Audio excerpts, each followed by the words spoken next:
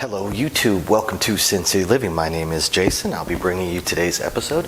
As always, please hit the like and subscribe buttons so you can check out all of our content coming out every single week. So for today's episode, I want to go over a fun strategy. It's one of my favorite strategies to play. It's a kind of a cross between a grinder strategy and a pressing strategy. This strategy is designed to be able to play for a while still taking advantage of any great rolls that happen to come up. You're going to need a decent little outlay for this, so probably start with a buy-in of $300 to $400 if you're on a $10 table. That way you can see a decent number of hands. But the way this is designed is that every single thing that hits, whatever it may be, you're going to take a little bit of money and you're going to press. So you're always collecting a little bit. Now if the roll continues and some numbers keep hitting, then you're going to collect more and more over time. But the idea is to collect a little bit, so even if you run into those short rolls or only a few numbers hit, while you have lost money, you haven't lost as much because you've collected some back. That way you can continue to see more hands. So the way it works is, regardless of what the point may be, let's set the point as a 5. I'm going to go across. So on this one I'm going to go 54 across. The reason I'm doing 54 is because I have a pass line bet. If I don't have a pass line bet, I'm going to do 64 across. I'm going to include the point with a place bet. Now, how am I going to treat these if they hit? Well, first thing, if I do have a pass line bet, is I'm going to do a small odds, kind of minimal odds.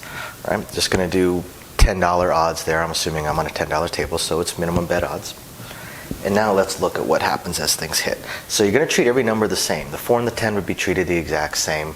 The 5 and the 9 would be treated the exact same. And the 6 and 8 would be treated the exact same. So I'm just going to show you how I would deal with these three numbers because they would be mirrored over there.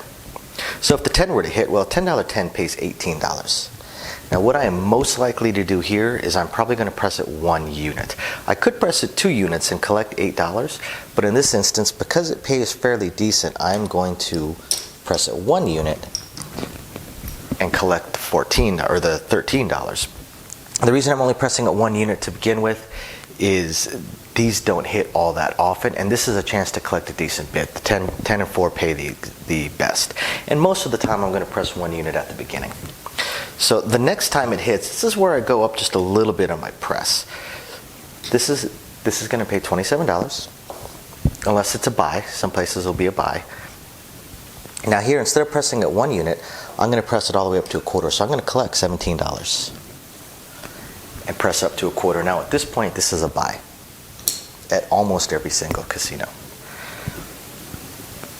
So what am I going to do here? Well, if that hits, it pays 50 for 1. It's a $1 vig there. But I'm also, as the player, going to throw in another $15. Why? Because I want to press this up to 40 and then collect those 2 greens. Could go all the way up to 50, but I like going in units of 20 to make the vig easier for the dealers to calculate. I could of course go up to 50. I would pay the same vig. I'm kind of taking advantage a little bit of the rounding off, but I like to keep it in even units of the $20 for the vig. So the 40 is going to pay 80 for 2. So as this gets paid, 80 for 2. Couple different ways I could go about this, but the way I think I'm likely to do this is just go up to 60. We'll go up to $60 there. I kind of play this one a little bit conservative because it doesn't hit as often as the others. And that way I can collect some. And if you'll notice, I've already collected over $100. Now 60 has a $3 vig, so it's going to pay $120 for 3. Since I don't have the 3 ones over there, I'm just going to pay it $117. And here's where I take a jump. Now, instead of going up to 80, I'm going to go up to 100. Collect the rest. And now it looks like 100. Now, from 100, this is where I stop being quite so conservative and start going for it a little bit tougher. 100 is going to pay $200 for 5.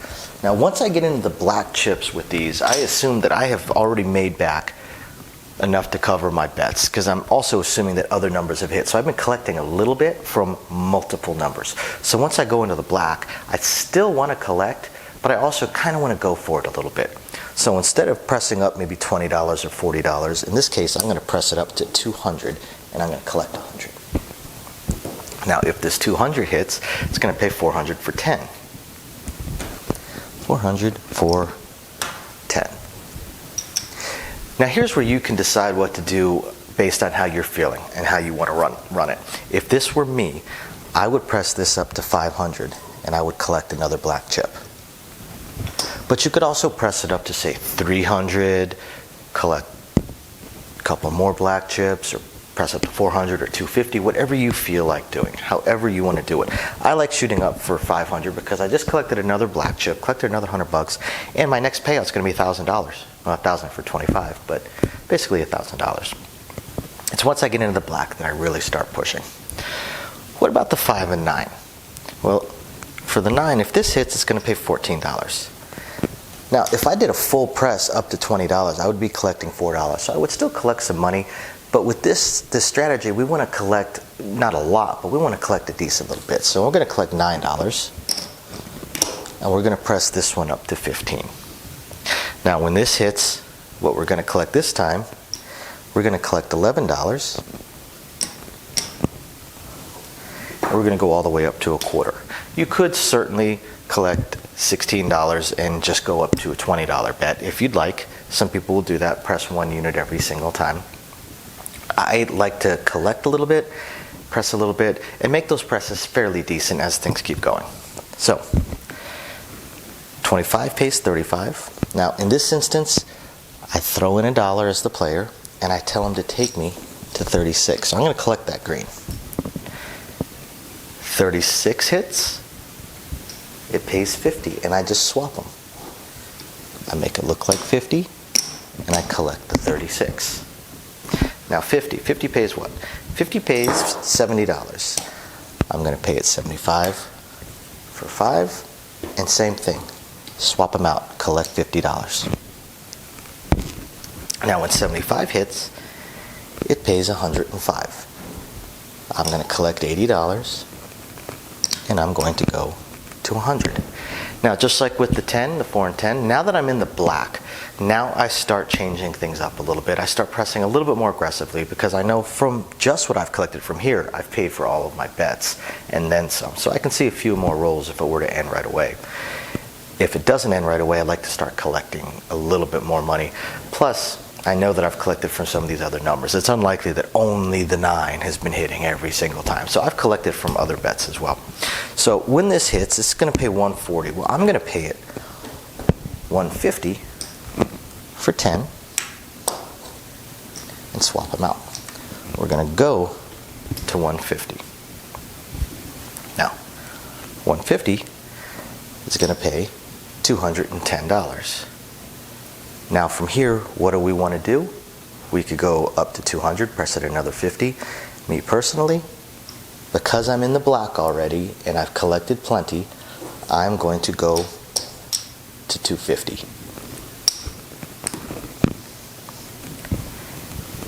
And if 250 were to hit, it's going to pay 350, right? I'm going to pay it 400 for 50.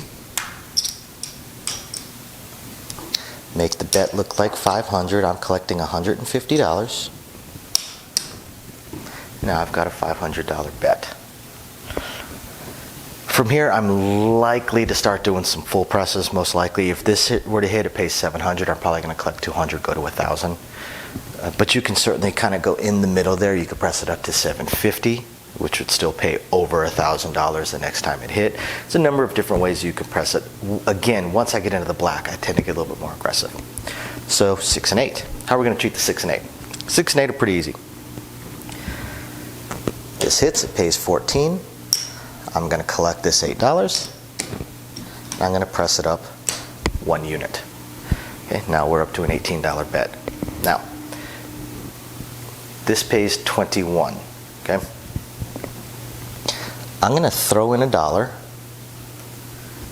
so that I can collect $10 and make my bet look like 30. So what you'll notice with every single one of these is the first time it hits, I press 1 unit and I collect. The second time it hits, I press 2 units and I collect some. Now from the 2 unit mark, or from the after pressing the second time, or pressing the 2 units, now is where there's different areas you can go with this, different directions you can go. So this pays 35. I could press all the way, collect $5, but that kind of breaks the whole purpose of collect some and press some. That'd be collecting very small and pressing very large. I want to find something in the middle. So I'm going to throw in $2. I probably don't need to speak on this because there's not a lot of reasons to throw in $2 except for pressing this up to $42. So I've collected a green chip and I've pressed this up. Now 42 is going to pay 49. I'm going to tell the dealer before they even start cutting out their payout that I want to press it up to 60.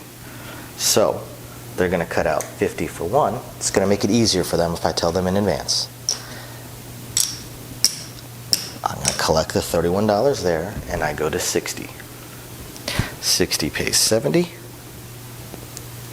I'm going to tell them to take me to 90, so I'm going to collect $40 and I'm going to press it to 90. Now 90 pays 105. Now this is where I start having some choices to make. You can do a straight 1 more unit press up to 120 if you would like. I personally will go to 150, collect the rest, and now once again I'm in the black. So now I start playing around with it a little bit more. 150 pays 175. Now a couple things I could do. I could throw in a red and have them take me to 180. But for me, because I'm in the black, this is where I start getting a little bit more aggressive. I am probably collecting a green and going straight up to 300. And then from 300, it's going to pay 350. And here, there's a couple different spots, a couple different things I could do. I could go up to 420, collect this, or I could shoot all the way up to 600. Completely up to you. But the idea with this strategy is you're collecting some and you're pressing some. It makes it more fun. You've got more numbers to cheer for. You're really excited as things start to hit. So the last thing, how am I going to treat the pass line bet if it wins? So if that wins, the point is 5. So if this wins, this would get paid $25, right? Then the point would turn off. Odds would come. Another come out roll. Let's say it's a 6. So we would move this over. And now, again, I'm going to press a little bit. I had $10 in odds last time, so now I'm going to have $20 in odds. And if this were to hit, then the next time I'm probably going to go up to $40 in odds, maybe 50, but most likely $40 in odds. I'm probably going to straight double that up. And I'm going to keep increasing my odds until I hit the table max. If I'm in a 10 times or 20 times table, it's going to be a little while. Once I hit the maximum odds, if we've hit some great roll where we've hit 3, 4, 5, 6 pass line winners, that's when I start increasing my pass line bet so I can increase my odds even higher. And that is my take some, press some method, kind of a grinder method, also kind of a presser method. It's a lot of fun to play, folks. I hope you guys enjoy it and hope you guys have fun with this video. Thank you for watching. Please hit the like and subscribe buttons, and we will catch you next time.